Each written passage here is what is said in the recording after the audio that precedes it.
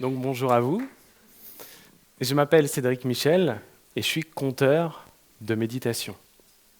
Dans cette discussion, j'aimerais vous partager ma vision de la méditation moderne, de la méditation guidée, contée, racontée, un peu à la manière d'une histoire.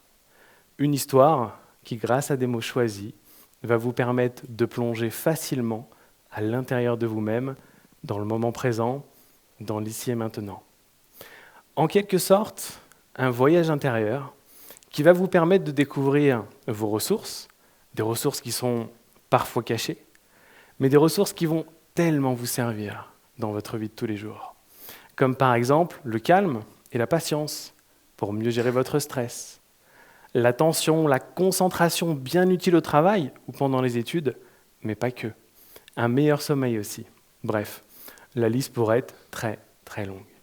Question. À votre avis, est-ce qu'aujourd'hui, on médite pour les mêmes raisons qu'il y a 2500 ans, 1000 ans ou même 50 ans? Bien sûr que non. Et j'imagine même que nos grands-parents n'avaient jamais entendu ce mot, méditation. Alors qu'aujourd'hui, c'est presque devenu un mot à la mode. D'ailleurs, qui dans cette salle a déjà pratiqué au moins une fois la méditation? Très bien. À la fin, tout le monde pourra lever la main. Il y a encore quelques années, pour moi, la méditation n'était valable, n'était efficace que si elle était pratiquée très intensément. À l'époque, je faisais régulièrement des retraites de méditation sur plusieurs jours pour vivre ce que j'appelais le avant-après. Chacune de ces périodes intensives me permettait de me transformer et d'avancer sur des points importants pour moi. J'ai commencé par des retraites de méditation sur 10 jours, avec un programme quotidien assez intense, de 8 à 10 heures de pratique par jour, assis sur un coussin, à méditer, ou en tout cas à essayer. Et ça marche même très bien. À chaque fin de ces jours, je sentais vraiment en moi plus de calme, plus de paix intérieure. Mais, en réalité, il y avait un truc qui me gênait un peu dans cette manière de méditer, ou en tout cas dans cette manière de percevoir la méditation. Dans la tradition spécifique dont je vous parle, la méditation ou le temps consacré à la méditation n'est absolument pas fait pour être un moment agréable, n'est absolument pas fait pour être un moment de plaisir. Mais ça marche tellement. Je me sentais vraiment, à la fin, je sentais concrètement dans ma vie, vraiment comme une espèce de calme lancinant et qui était vraiment très agréable pour moi et puis surtout pour mon entourage. Mais au cours de ma 6e retraite complète, j'ai posé l'intention, en tout cas je me suis fait la promesse, d'essayer de trouver quelque chose qui soit plus agréable dans la manière de concevoir les choses. J'ai posé cette intention, mais sans trop y croire. Pour moi, la méditation, ça marchait vraiment bien, mais bon, c'était dur et pas spécialement agréable. 2-3 ans passent, et là, je tombe sur un petit livre de poche qui parle de sérénité, qui parle de pleine conscience, de méditation, mais là d'une manière complètement différente. Oui, un livre de poche. Et dans ce livre de poche, enfin, la méditation pouvait être considérée comme un moment agréable, comme une invitation à passer un bon moment. Waouh, exactement ce que je cherchais. Donc je me renseigne, et par chance, un peu plus tard dans l'année était organisée une retraite, donc je m'inscris rapidement, peut-être un peu rapidement, et 2 mois plus tard, je me retrouve dans le sud de la France, dans un cadre magnifique, un cadre qui respire la paix, entouré par des gens qui savent offrir leur sourire à chaque personne qu'elles croisent. Imaginez les conditions idéales pour que ça se passe bien. Oui, mais je vous ai dit que je me suis inscrit un peu rapidement. Premier jour, j'arrive devant le planning, tout content, et je lis 45 minutes de méditation assise le matin, 45 minutes de méditation assise le soir. Ok, donc je relis 45 minutes le matin, 45 minutes le soir, une petite demi-heure de méditation marché. C'est quoi cette blague? C'est quoi cette retraite? Comment je vais pouvoir retrouver cette intensité de pratique, vivre cet avant et cet après, avec seulement aussi peu de méditation? À ce moment-là, j'ai voulu m'enfuir, j'ai voulu partir.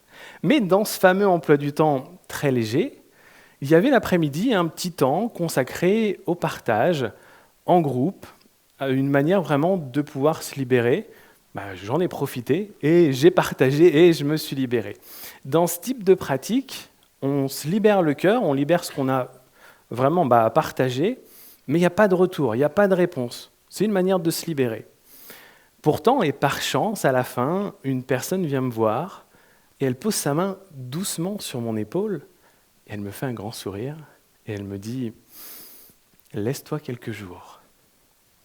Ici, c'est différent. Ici, tout se fait dans le calme et dans l'amour. » Inutile de vous dire que ma première action intérieure a été de me dire « Où est-ce que je suis tombé? C'est quoi ce truc de hippie New Age ?» J'ai rien contre les hippies, mais ça sonnait trop beau pour être vrai, ça sonnait trop cliché. Pourtant, j'ai accepté, sûrement inspiré par la bienveillance de cette personne, heureusement. Puisqu'à peine 1 ou 2 jours plus tard, j'ai lâché.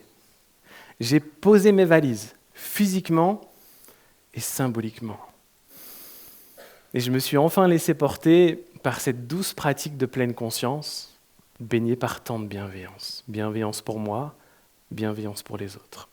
Et cerise sur le gâteau, à la fin, j'avais bien eu mon avant et mon après, d'une manière un peu différente, parce que cette fois, je ressentais toujours le calme, toujours la paix, mais dans ma vie de tous les jours, dans mon quotidien, et pas simplement sur le confort de mon coussin de méditation. Pour moi, ça a été une révélation. Et le début de tout mon travail, de mon envie de vouloir partager comme ça des méditations qui soient à la fois simples et efficaces, mais surtout faciles et agréables à pratiquer. Agréables à pratiquer pour vraiment pouvoir ancrer une nouvelle habitude. Pouvoir se dire, je vais m'asseoir sur mon coussin de méditation et je vais passer un bon moment. Et puis, s'il est possible, de vivre les mêmes effets positifs en méditant 10 heures par jour qu'en méditant 2 heures comme lors de ces retraites, jusqu'où il est possible d'aller? Et est-ce qu'il serait possible que seulement 20 minutes, 15 minutes et même 10 minutes de méditation par jour puissent apporter des effets concrets et bénéfiques à monsieur et madame tout le monde? Car force est de constater qu'aujourd'hui, dans nos rythmes de vie modernes, souvent surchargés, stressés, trop d'emails, trop de notifications, trop de sollicitations en tout genre, on n'a pas tous 1 heure le matin et 1 heure le soir à consacrer à la pratique de la méditation. Alors que 10-15 minutes, ça s'organise beaucoup plus facilement, comme dans les transports en commun par exemple, pendant la pause du déjeuner, pendant que vos collègues vont fumer leurs cigarettes, vous pouvez décider à ce moment-là de vous accorder ces quelques minutes de pratique, ces quelques minutes de méditation pour reconnecter au moment présent. Et en plus, pouvoir vivre les effets assez rapidement.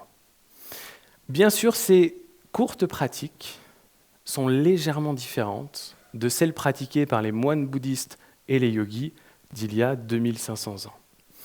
Aujourd'hui, la méditation moderne, la méditation 3.0, ou en tout cas celle que je partage, celle que j'enseigne, s'inspire de la tradition, bien sûr, c'est important, c'est la base, les fondations, mais elle vient aussi s'enrichir parfois des outils et des techniques les plus avancées du développement personnel et des thérapies brèves, comme la programmation neurolinguistique, l'hypnose, la sophrologie, même certaines recherches en neurosciences et l'art du conte aussi. Et comme ça, de pouvoir vivre ces moments agréables, et finalement, ça nous permet à chaque instant de pouvoir reconnecter au moment présent et de faire cet ancrage entre je vais connecter au moment présent et je passe un bon moment.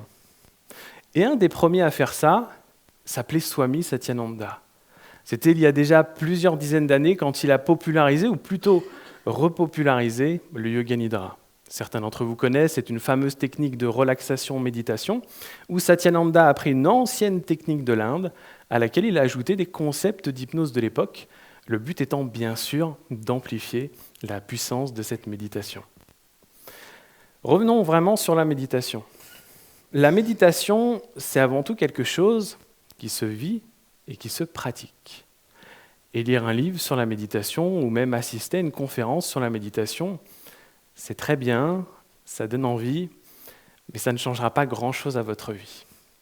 Alors que si vous investissez seulement ces quelques minutes de méditation pour reconnecter au moment présent, il existe mille et une façons pour ça. Et aujourd'hui, grâce aux applications de méditation et même gratuitement sur YouTube, vous pouvez avoir votre dose de méditation à la portée de vos doigts et reconnecter comme ça au moment présent. Et vous pouvez tout simplement commencer par 10 minutes le matin ou 10 minutes le soir, plus de temps en temps ajouter une petite pratique, une méditation flash d'une minute, comme ça, pour vous connecter à ce moment présent, à l'ici et maintenant. Je vous parlais des effets que vous pouvez avoir quand vous méditez assez régulièrement. Pour certaines personnes, ça va être communiquer beaucoup plus calmement. Moi, c'était mon cas, c'était intéressant pour moi, mais surtout pour mes proches. Ça va être aussi une manière différente de gérer les douleurs, qu'elles soient physiques ou psychiques. Faire de plus en plus de choses dans l'action plutôt que dans la réaction, et de plus en plus de choses en conscience.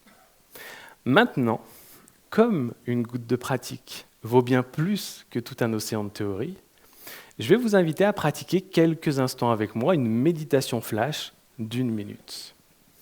Et vous allez le voir, au cours de cette toute petite minute, votre esprit va probablement vouloir s'évader, s'échapper de cette méditation en pensant à autre chose. Et c'est normal. Et la pratique juste, consiste simplement à ramener votre attention sur l'objet de méditation à chaque fois, et si possible, en le faisant avec bienveillance.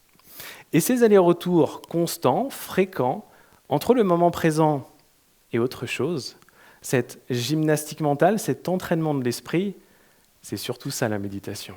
Donc je vous invite à bien vous installer confortablement dans votre siège, à prendre un instant pour savourer le confort que vous produit votre siège. Et puis, dès que vous le souhaitez, je vous invite à baisser vos paupières.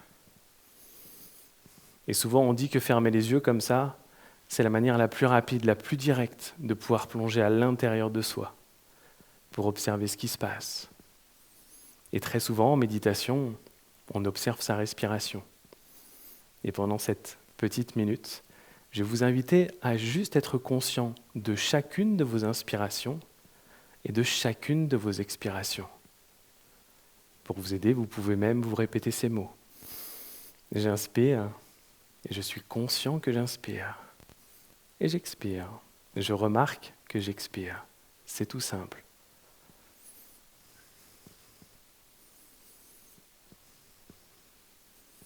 Et si au cours de cet exercice très simple, votre esprit s'évade vers un ailleurs, souriez, car vous rattrapez votre esprit, vous reconnaissez sa nature de sauter d'une idée à une autre, et vous revenez à la conscience de la respiration. Souvent, les moines bouddhistes comparent l'esprit à un singe qui saute de branche en branche, de pensée en pensée. Et les Indiens vont encore plus loin en comparant l'esprit à un jeune singe qui aurait été piqué par un scorpion et qui serait soûl, juste pour illustrer que l'esprit est très diablotin et qu'il aime s'échapper comme ça de la pratique. Et à chaque fois que vous vous en rendez compte, vous pourrez repenser à cette petite histoire et rigoler et revenir à la conscience, à la pleine conscience de votre respiration. J'inspire, je sais que j'inspire. Et j'expire, je sais que j'expire.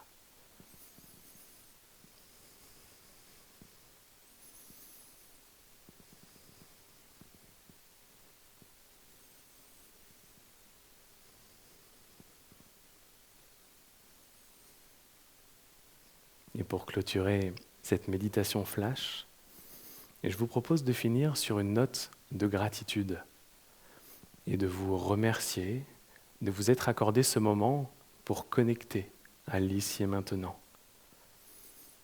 Et peut-être même vous donner envie de repasser ces moments de connexion avec vous-même. Et puis, rappelez-vous que prendre du temps pour vous, c'est vous accorder de l'importance. Namasté et merci à vous.